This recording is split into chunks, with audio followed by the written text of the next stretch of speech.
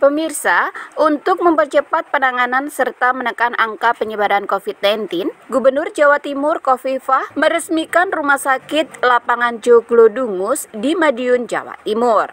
Peresmian rumah sakit khusus pasien yang terpapar virus corona ditandai dengan pemotongan pita menggunakan kapap oleh Gubernur Jawa Timur Khofifah yang berada di Desa Dungus, Kecamatan Kare, Kabupaten Madiun, Jawa Timur. Dalam peresmian rumah sakit tersebut turut hadir Sekda Provinsi, Wakapolda, Kasdam, untuk pemerintah daerah, Bupati Madiun Ahmad Dawami, dan Wali Kota Madiun Maidi.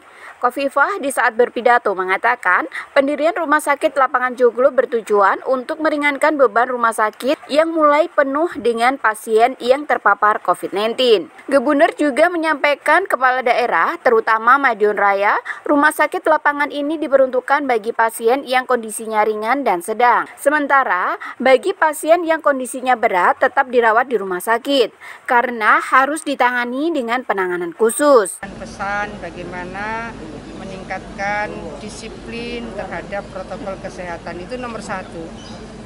Kalau yang sehat tolong dijaga supaya tetap sehat. Yang sudah terpapar tolong cepat mendapatkan layanan.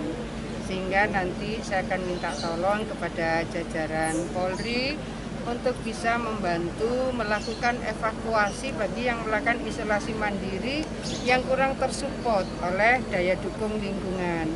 Jadi saya rasa teman-teman sudah melihat bagaimana format pelayanan berbasis joglo ini menurut saya sesuatu sekali. Jadi inovasi-inovasi yang bisa berseiring dengan lingkungan yang ada di Dungus ini akan menjadi motivasi tersendiri bagi mereka yang ingin cepat sembuh, bagi nakes, dan semua bisa berseiring dengan upaya memberikan percepatan layanan.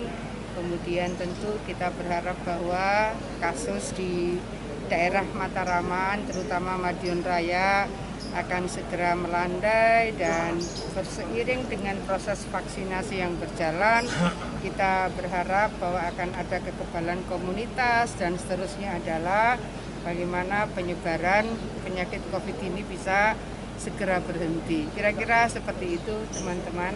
Jadi terima kasih kepada seluruh tim yang sudah menyiapkan segala sesuatunya. Ada Pak Sekda di sini, ada Pak Dr. Kohar di sini, ada Bu Yugas dan seluruh tim yang sudah berikhtiar bersatu padu menyiapkan pengembangan pelayanan pasien COVID di Dungus ini. Saya nanti mohon kepada Pak Bupati Madiun dan Pak Wali Kota Madiun bersama-sama berseiring untuk bisa mendukung proses percepatan layanan yang ada di wilayah sini. Dan tentu kembali tugas kalau ada TNI Polri, ada jaksa, ada hakim, maka operasi justisi juga harus berseiring. Ini PPKM-nya kurang beberapa hari lagi.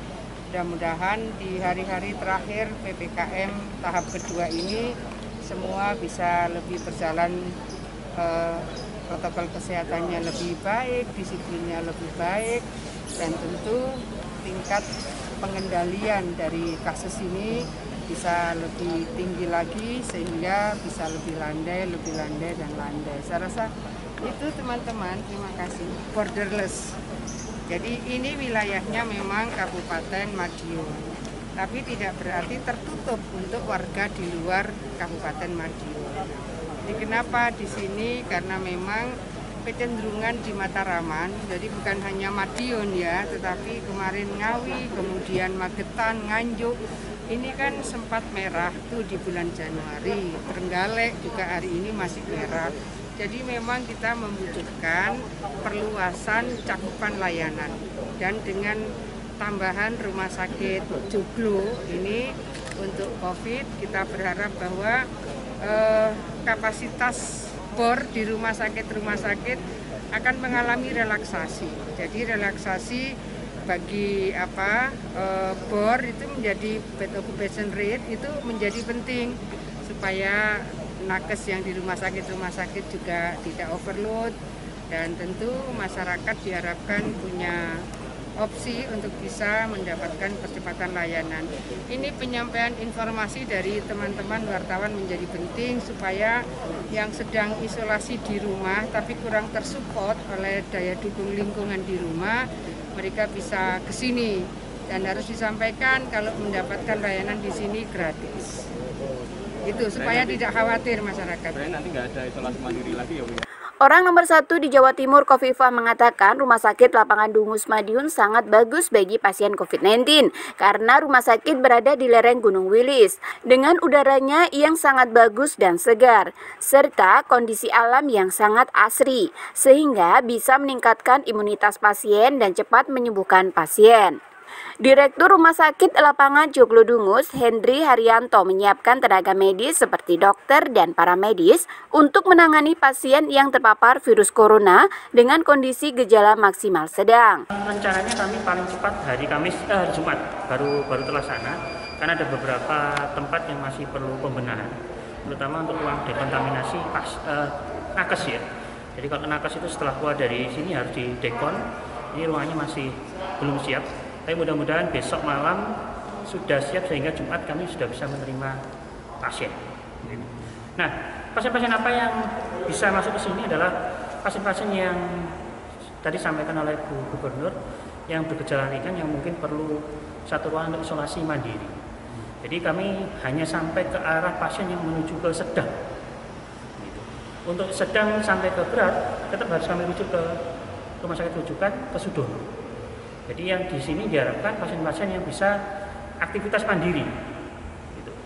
Jadi kalau umpamanya ada pasien sebenarnya gejalanya ringan tapi dia tidak bisa aktivitas secara mandiri, tapi tidak bisa. Karena konsepnya memang pasien-pasien di sini adalah yang bisa beraktivitas mandiri. Kapasitas berapa? Berapa? Kapasitas berapa ini? Kapasitas saat ini 150 tempat tidur yang sudah terpasang. Berapa joglo Pak?